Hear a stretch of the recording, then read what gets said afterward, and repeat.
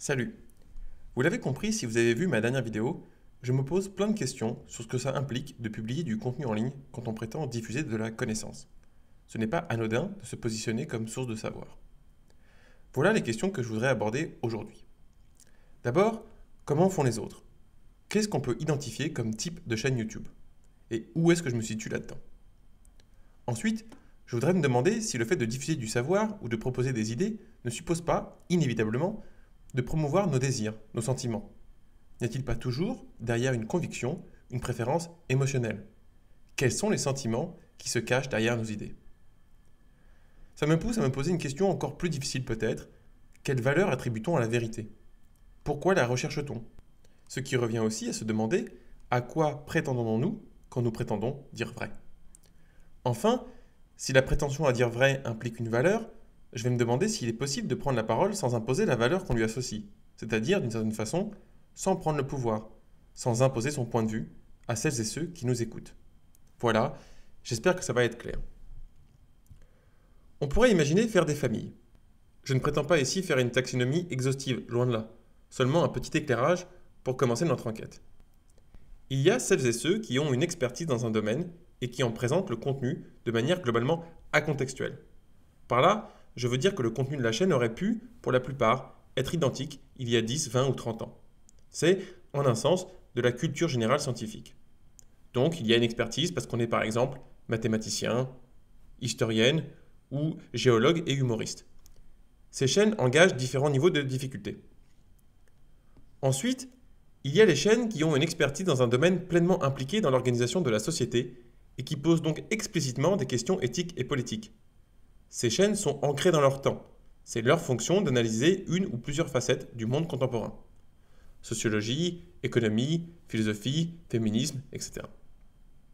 Enfin, il y a les chaînes qui ne revendiquent pas explicitement une expertise scientifique, mais promeuvent un contenu apparenté à la méthode scientifique pour la vie de tous les jours. Elles sont plutôt tournées vers le monde actuel, puisqu'elles s'occupent de croyances qui circulent concrètement dans la société. Nucléaire, paranormal, homéopathie, vaccins, etc. En même temps, elles privilégient un angle de lecture individuel, au sens où elles se concentrent sur ce que l'individu peut faire pour progresser, au sens large du terme. Il y a sûrement d'autres familles, mais je crois que cette tripartition est déjà éclairante. La première famille dit quelque chose comme « Cultivez-vous, c'est agréable, et en plus, vous en sortirez enrichi intellectuellement. » Après tout, pourquoi pas? La culture générale, c'est pas trop mon truc, mais après tout, pourquoi pas? J'avoue que je regarde quand même Science de comptoir de temps en temps, parce qu'elle est super marrante. D'ailleurs, comme elle fait 1700 blagues à la minute, je ne retiens rien d'autre, donc je peux pas dire vraiment que je me fais une culture géologique. La seconde famille de chaînes YouTube dit quelque chose comme « Comprendre la société demande de comprendre ses structures, de percevoir comment le pouvoir s'organise, comment la domination s'établit. » Elle insiste pour rappeler que la circulation des idées et des croyances n'est pas le fait d'individus libres, mais qu'elle dépend étroitement d'une organisation inégalitaire que la société entretient sous couvert de méritocratie équitable. Cette phrase est un peu longue, mais l'idée est simple. Je vous laisse 10 secondes pour la relire.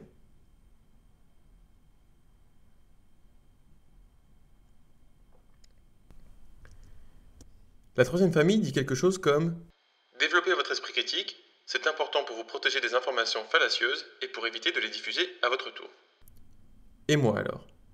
Moi, vous l'avez compris, je suis super convaincu par la deuxième famille. Mais je n'ai pas cette expertise qui me permettrait de parler en détail des mécanismes de domination et de l'organisation du pouvoir.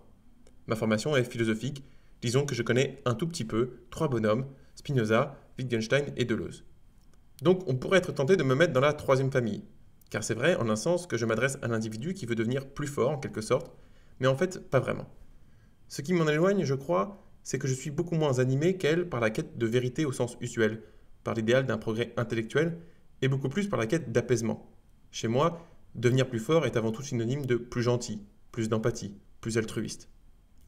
Je ne me sens pas trop à l'aise avec ce qui pourrait s'apparenter à une responsabilisation de l'individu. Je cherche moins à débunker des croyances fallacieuses qu'à dénouer des problèmes mentaux, et je vise moins le scepticisme qu'une forme de sérénité vis-à-vis de notre vie mentale. C'est cet idéal un peu paradoxal de développement personnel non compétitif qu'on évoquait ici. Le but au départ, c'est d'apaiser nos relations aux autres et notre relation à nous-mêmes. Je pars du principe qu'il est impossible d'être concerné par son entourage si on est constamment en conflit avec sa propre vie. Par extension, qu'il est plus difficile de se préoccuper des autres et du monde dans lequel on vit si on est régulièrement assailli de stimuli désagréables. Si je me sens agressé par certains de mes sentiments, si des pensées m'angoissent, si je suis impatient, ça peut même provoquer l'effet inverse. Je développe une peur de l'existence et une crainte générale vis-à-vis du monde extérieur, ce qui me rend plus facilement agressif face à quelqu'un qui pense différemment de moi, ce qui limite également ma capacité à imaginer le point de vue d'autrui. Car bien sûr, si on est capable d'envisager la souffrance d'autrui, on s'expose à une forme de violence. C'est dur de ressentir la douleur des autres. Ça suppose être un peu fort. Ceux qui travaillent pour plus de justice se confrontent régulièrement à une réalité difficile à encaisser. Ça use. En un sens, ce qu'on gagne en acuité sociale, on risque de le perdre en bien-être personnel. Et donc moi je me dis, il faut aider ceux qui souffrent et il faut aider ceux qui aident ceux qui souffrent. À savoir peut-être les soulager de certaines tensions mentales qui rendent leur vie difficile. Au fond, mon point de départ, il est un peu bancal, puisque j'essaie de concilier deux positions pas forcément toujours compatibles, à savoir associer les impératifs politiques de la lutte pour plus de justice sociale d'un côté, et le désir de promouvoir une vie mentale apaisée et pleine d'amour pour autrui de l'autre. Oui, en gros, pour résumer, je suis un peu le cul entre deux chaises, comme ça, entre les punks et les hippies. Et peut-être que c'est voué à l'échec, mais j'ai envie d'essayer quand même. En un autre sens, pour être parfaitement honnête, elle me paraît pas si bancale cette position. Parce que je suis super convaincu d'un truc. Chaque idée implique un ou plusieurs affects. Chaque affect implique une ou plusieurs idées. Et j'ai vraiment l'impression que si on expérimente autant de malentendus et de quiproquos dans la vie, c'est précisément parce qu'on croit envoyer un signal composé d'idées et que l'autre reçoit un signal composé d'affects. Quand je vois des malentendus entre deux personnes qui se parlent devant moi, ou quand moi-même je n'arrive pas à me faire comprendre ou à comprendre l'autre, c'est rarement, vraiment rarement, parce que le contenu conceptuel est super subtil et technique. Ça arrive, bien sûr, je ne veux pas le nier. Mais très souvent, pour ne pas dire la plupart du temps, j'ai l'impression que le malentendu naît des implications affectives liées au mot employé. Je dis X, et pour moi, derrière X, il y a une idée, ou une représentation abstraite, quelque chose qui m'apparaît purement intelligible. Je ne me rends pas forcément compte, au moment où j'exprime X, que cette représentation abstraite, elle est en fait associée, dans mon esprit, à certains sentiments. Et je ne me rends pas compte qu'en plus, X va être associé à d'autres sentiments que les miens chez mon interlocutrice. Exemple que j'aime particulièrement. Je dis à quelqu'un « Il n'y a pas de libre arbitre.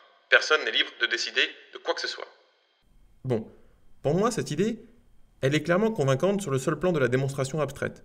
Entre l'inconscient, le fonctionnement du cerveau, les incitations produites par la société, l'héritage culturel, je ne vois pas comment on peut continuer à défendre l'idée que nos décisions pourraient être libres. Je sais bien qu'on a l'impression d'avoir une marge de manœuvre, mais il me paraît évident que cette impression est illusoire et que d'ailleurs, il n'y a rien de bien solide pour soutenir cette impression. Mais en vrai, quand je dis ça, je dis aussi quelque chose qui me tient à cœur, quelque chose qui représente pour moi un horizon affectif favorable. En gros, pour moi, c'est synonyme de joie. J'ai envie que les gens prennent conscience que le libre arbitre est une illusion, parce que je crois que c'est très libérateur. Parce que je crois donc, à tort ou à raison, que ça nous ferait du bien à tous de lâcher cette croyance. Parce que je crois que ça apaise la relation que l'on tisse avec nos propres décisions, et aussi parce que je crois que ça transforme complètement le rapport qu'on a avec autrui. Évidemment, on se sent beaucoup moins agressé par le comportement de quelqu'un si on perçoit cette personne comme une marionnette aux prises avec des forces qui la dépassent. Et donc on a beaucoup plus de compassion pour elle, on la regarde comme notre égale, parce qu'on sait qu'on est aussi, nous-mêmes, une marionnette. Donc je me dis, abandonnons le libre arbitre et soyons solidaires dans la reconnaissance des causes qui nous déterminent. Faut pas se leurrer, si je parle du libre arbitre, c'est avant tout parce que pour moi, l'abandonner est synonyme de joie. Mais, peut-être que pour mon interlocutrice, l'idée que le libre arbitre est une illusion, c'est au contraire source d'angoisse. Elle pressent que l'abandon de cette croyance est synonyme de chaos et aussi de perte d'identité, que sa vie deviendra absurde. On pourrait simplifier comme ça les implications affectives. Sans libre arbitre, il n'y a ni réussite ni échec personnel. Donc ça fait disparaître les émotions liées à la réussite et à l'échec. Peut-être que mon interlocutrice angoisse à l'idée d'abandonner la joie qui accompagne le sentiment d'avoir réussi quelque chose. Et de mon côté, peut-être que je jubile à l'idée d'abandonner l'angoisse qui accompagne l'impression d'avoir échoué. Je pensais parler de la conscience humaine et en fait, j'exprimais mes désirs. Alors que faire? Comment trancher? J'ai l'impression que plein de gens ont le réflexe de dire « On tranche en fonction de la vérité. Ce qui est vrai doit l'emporter, donc si c'est vrai que le libre arbitre est une illusion, il est légitime de vouloir déconstruire la croyance de l'autre. » La version caricaturale de cette position, c'est l'idiot qui dit « Facts don't care about your feelings ».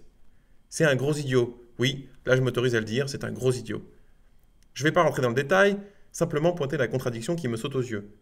Vouloir s'en remettre au factuel, c'est vouloir s'en remettre au factuel. C'est suivre sa volonté, et donc ses désirs, ses sentiments. Il faut rappeler que si, on va se préoccuper des sentiments des uns et des autres, parce qu'en fait, on organise la société que pour ça. On fait des progrès technologiques pour améliorer le confort, on établit des lois pour ne pas avoir peur à chaque coin de rue, on fait avancer la médecine pour limiter la souffrance, on se divertit pour oublier nos soucis, pour le plaisir. Tout ce qu'on fait est motivé par une recherche de sentiments. J'ai l'impression que c'est donc normal de les prendre en compte dans notre rapport aux croyances d'autrui. Mais ça suppose aussi d'interroger les implications derrière les croyances. On ne peut pas se contenter de dire « Si ça te fait du bien de croire en X, crois en X ». Il faut se demander quelles sont les croyances attachées à la croyance en X, et aussi comment la croyance en X peut cohabiter, harmonieusement ou non, avec une croyance en non-X. Plutôt que d'expliquer à mon interlocutrice que j'ai raison de ne pas croire au libre arbitre, peut-être ferais-je mieux de lui expliquer tout l'intérêt que je trouve dans le fait de ne pas croire au libre arbitre. C'est-à-dire, en fait, révéler les valeurs attachées à ma croyance. Ce qui peut aussi me permettre d'ailleurs de lui montrer ce qui m'embête dans le fait de croire au libre arbitre. Je pourrais lui dire, par exemple, que la croyance dans le libre arbitre favorise la croyance dans la méritocratie, et qu'on n'a désormais plus trop de doutes sur les limites de ce modèle. Les systèmes qui reposent sur l'idée que l'individu est responsable de son succès produisent beaucoup d'inégalités. Donc, d'une certaine façon, ce que je pourrais trouver chouette dans le projet d'une chaîne YouTube, ce serait pas tellement de débunker les croyances, pour se rapprocher d'un idéal de rationalité épistémique, mais plutôt de mettre au jour les implications éthiques et donc affectives et existentielles des croyances. C'est ce que j'essaye de faire.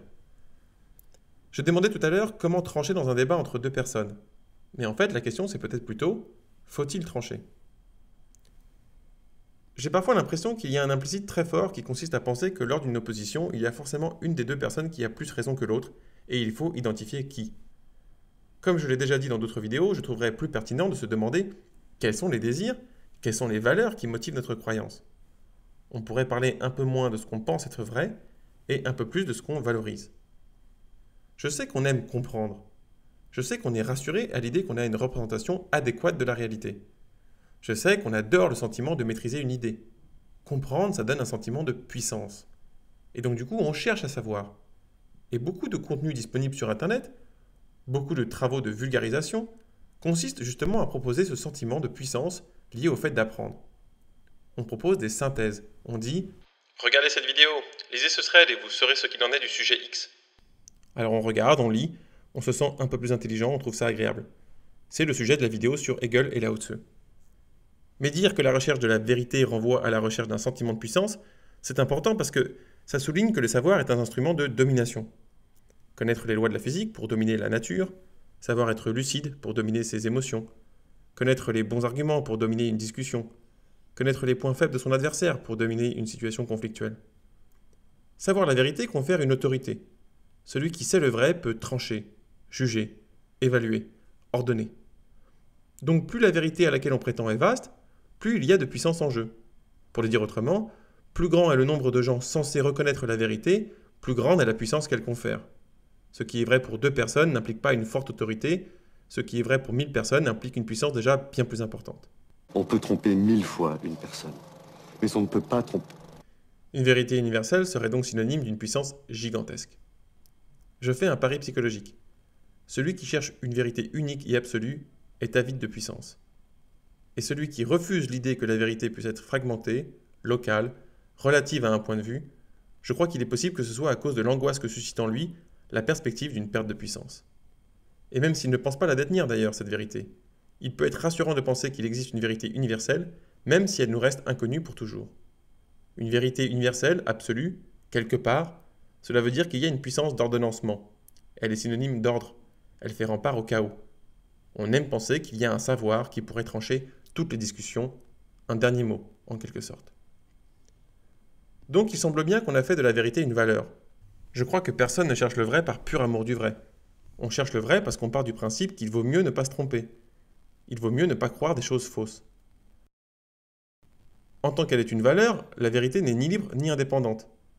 C'est ça que ça veut dire quand on dit que la vérité dépend d'un point de vue. Ce n'est pas forcément un point de vue subjectif, ça peut être un point de vue impersonnel. Par exemple, si on pense du point de vue de tel ou tel objectif, du point de vue d'une fonction. Une théorie peut être jugée du point de vue de sa capacité à prédire des phénomènes, donc du point de vue de la prédiction. Un diagnostic sera jugé du point de vue de la maladie, de la santé, c'est-à-dire du point de vue de la résolution du problème qu'est la pathologie, quitte à ce que ça implique de conclure qu'il n'y a pas de traitement possible si c'est le cas d'ailleurs. Une interprétation psychologique peut être jugée du point de vue de sa correspondance avec un état mental. Si je dis « Cassandre a de la sympathie pour Bérénice », cela peut être vrai ou faux, selon ce qui se passe consciemment ou inconsciemment dans l'esprit de Cassandre. Donc la vérité est une valeur en tant qu'elle implique un point de vue, une situation. On se contrefout de la vérité quand elle ne concerne pas la situation à laquelle on est confronté.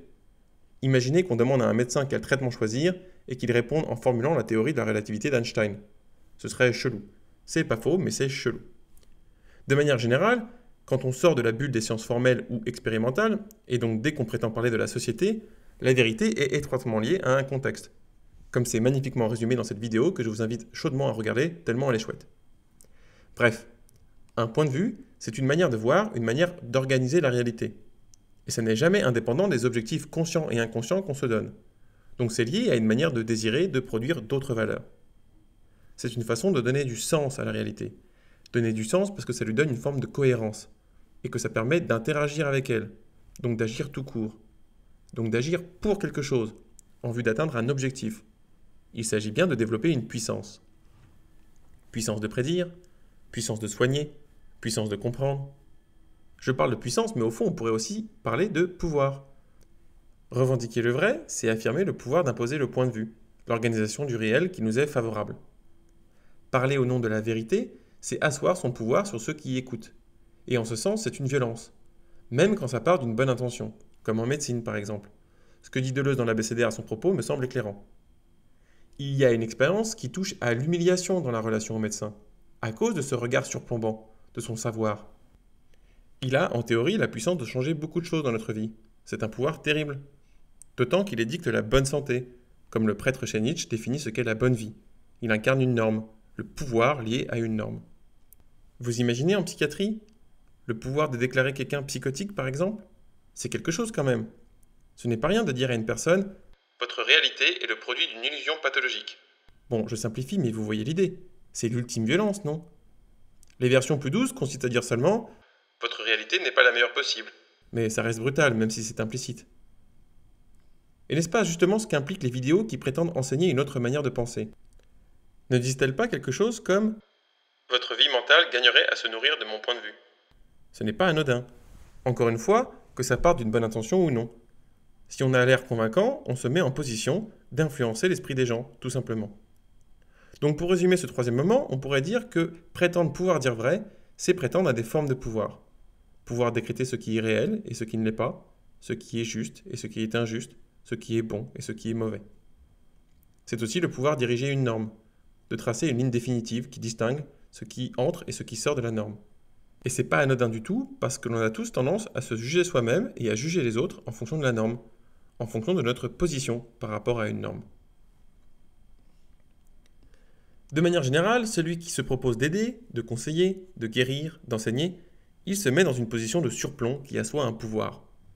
Donc moi je suis un peu coincé.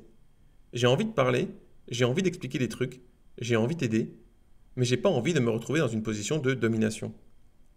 Alors que ça a l'air quand même inévitable quand on se positionne en sachant. C'est relou. J'avais écrit dans le programme de la chaîne des contenus bêtes et méchants pour être un peu moins bêtes et un peu plus sympa. Insistant sur un peu plus sympa. Parce que je ne veux pas faire croire que je vais diffuser des pures idées. Je veux même répéter que ce n'est pas possible, que chaque prise de parole est chargée affectivement. Mais du coup, la question que je me pose, c'est comment faire en sorte de diffuser des affects apaisants? C'est-à-dire, en fait, comment parler sans que la parole soit un instrument de pouvoir? Comment parler sans imposer à celles et ceux qui écoutent de voir les choses comme je les vois? Est-ce seulement possible? Je ne suis pas sûr. On est tellement habitué à coder nos affects en idées qu'on ne sait même plus exactement voir quel sentiment est impliqué par telle croyance. J'aimerais bien, ici, réussir à y voir clair là-dedans, et donc parvenir à partager des affects de manière transparente. Mais je ne suis pas sûr de la faisabilité du truc.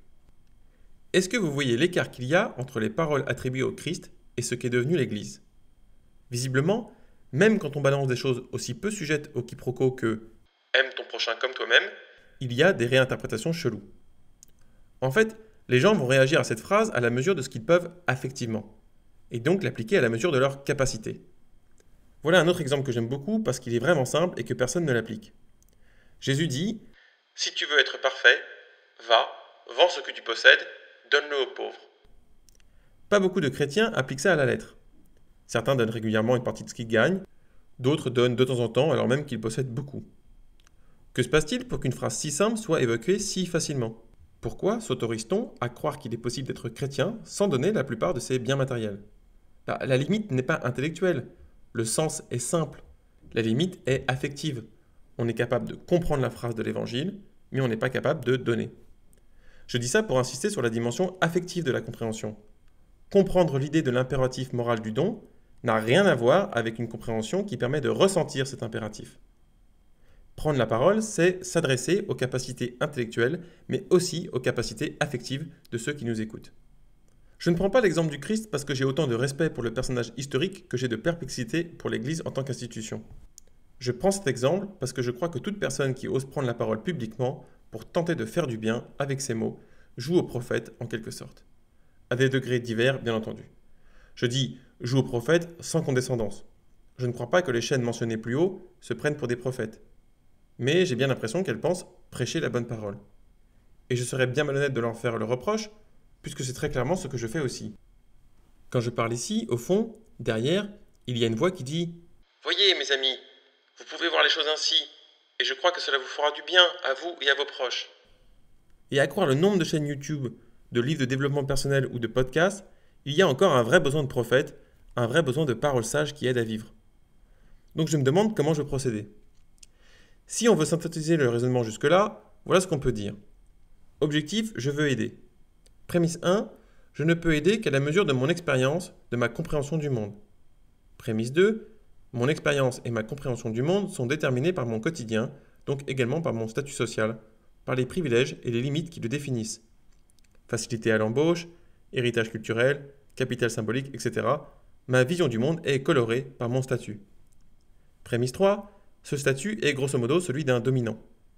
Prémisse 4, or aider, c'est plutôt aider ceux qui sont dominés, ceux qui subissent des traitements injustes, des inégalités systématiques.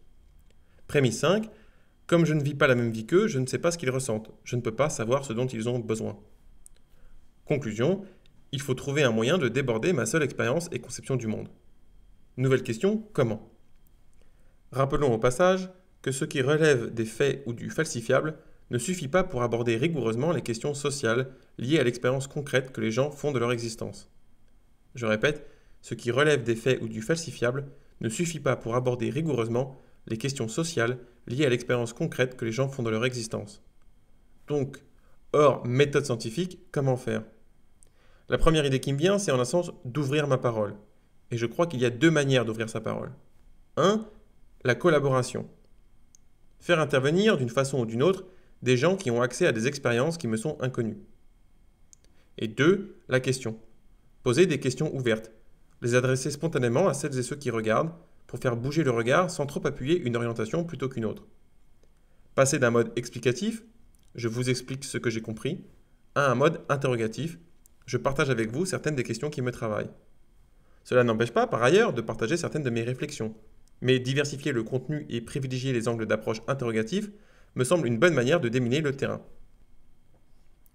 Une bonne chaîne YouTube, compte tenu de l'objectif que je me donne, ce serait une chaîne qui évolue et qui se transforme en fonction de ce qu'elle apprend d'elle-même. Parce qu'il y a une responsabilité dans le fait de publier du contenu, il y a un apprentissage. On se confronte en fait à deux questions vertigineuses. Que dire et, quand on croit avoir réussi à répondre, comment le dire ?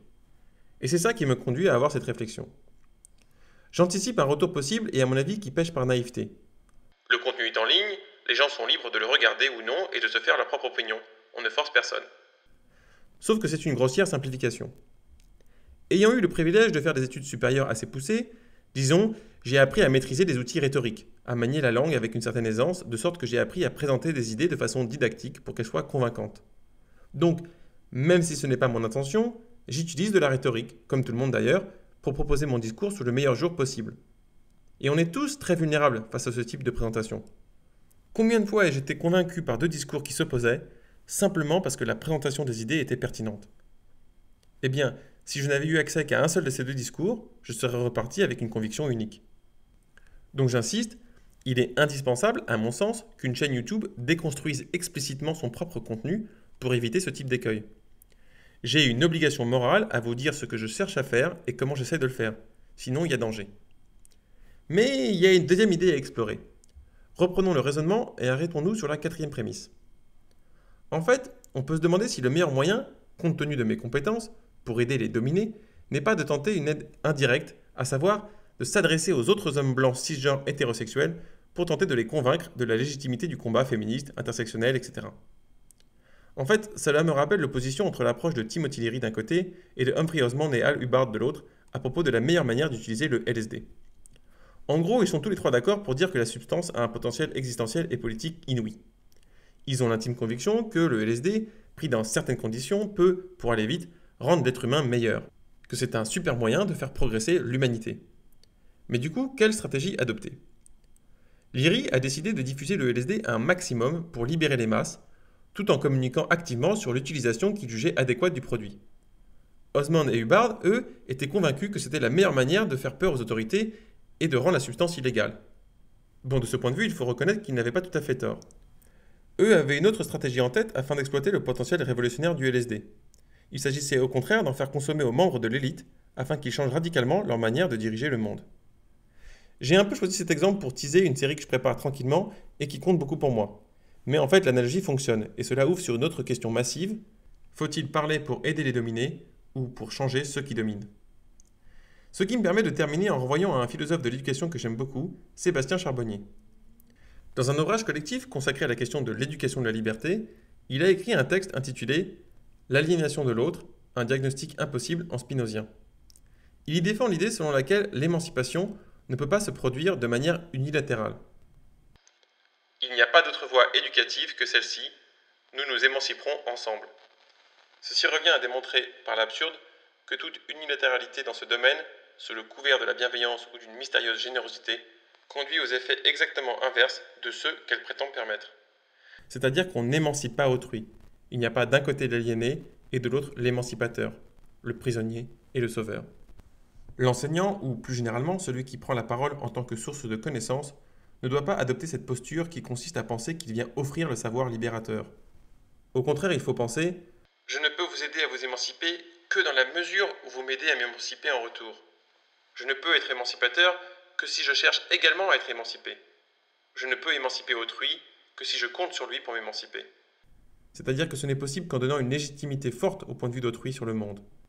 Donc en considérant sa perspective avec intérêt. Et si je dis avec intérêt, c'est que ça suppose même pas de faire appel à un pur altruisme désintéressé. Parce que cette écoute attentive et respectueuse va faire bouger notre perspective. Et c'est précisément là que réside le processus émancipateur, dans le fait de s'ouvrir à une autre manière de percevoir la réalité, dans le fait de changer au contact d'autrui. Prendre la parole pour exprimer son point de vue sur le monde en espérant que ça aide ceux qui écoutent, c'est prendre deux risques. D'abord, celui d'aliéner autrui, en lui imposant une perspective sur le réel. Je dis imposer, mais c'est pas forcément de force. Peut-être que c'est parce qu'on est très convaincant dans notre manière d'exposer des idées. Peut-être que c'est parce qu'on jouit d'une aura et d'un a priori très favorable, parce qu'on représente une institution, donc on incarne une forme d'argument d'autorité. Le fait est qu'on peut faire passer le message à autrui qu'il ferait mieux de voir les choses comme nous. Ensuite, c'est celui de s'aliéner soi-même, en s'enfermant dans son propre point de vue, en le rigidifiant, parce qu'on se convainc que c'est la meilleure façon de voir le monde, si ce n'est pas l'unique façon de voir le monde.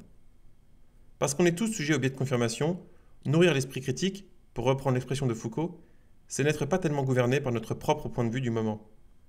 Et la meilleure manière de ne pas se faire prisonnier de son propre point de vue, c'est de s'ouvrir à des perspectives différentes. Ma chaîne YouTube idéale, c'est donc celle qui vise l'émancipation mutuelle. Mais mettre ça en place, c'est pas évident. À bientôt pour voir si on y arrive.